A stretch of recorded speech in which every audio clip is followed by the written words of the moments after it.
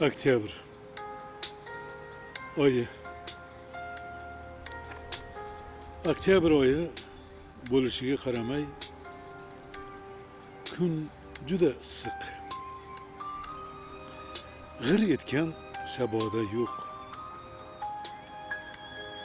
Darsga kirishdan oldin telefonim jirginlab qoldi. Notanish raqam. Go'shakning u tarafida tanish ovoz eshitildi. Qo'llarim titrab ketdi. Beixtiyor salom berdim. Va alaykum assalom. Yaxshimisan? O'qishlaring yaxshimi?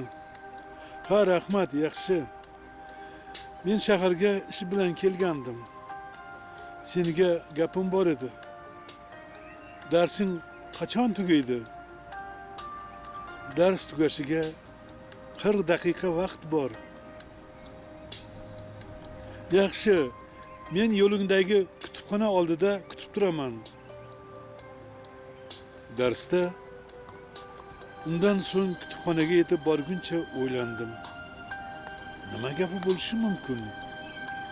Axir shuncha vaqt xabar olmasdan endi nega men bilan ko'rishmoqchi? Yuragim intikib ketyapti. Ammo oyog'im tortmayapti. Ana ularni ko'rdim.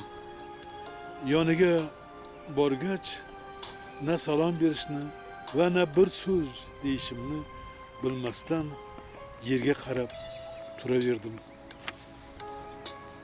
Yaxshimisan? O'qishlaring bo'lyaptimi? Uydagilar hammasi yaxshimi? Ha, rahmat, hammasi joyida. 5 daqiqacha bo'lgan o'ng'aysiz suhbatda rejalarim haqida surishtirdi. Maslahat berganday bo'ldi. Bu senga kech bo'lsa ham hayitlik deb bir dasta pul uzatdi. Negadir cho'chib ketdim. Yo'q, rahmat, kerak emas deb orqaga chekindim. U pulni qo'limga tutqazdi. Bilasanki, menga quyoshda ko'p yurish mumkin emas. Shundoq ham kun juda issiq ekan. Ko'chada ko'p yurdim. Tezroq qishloqqa yetib olishim kerak. U ketdi.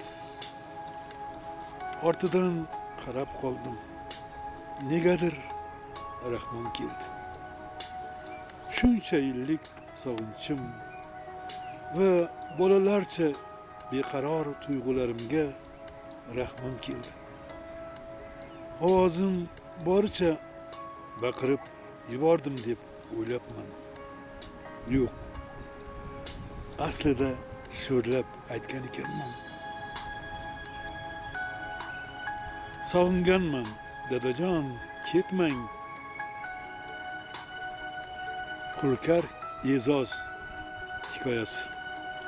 Aziz tomoshabinlar, fikringizni bildiring. Sizlar uchun Chimgandan salom.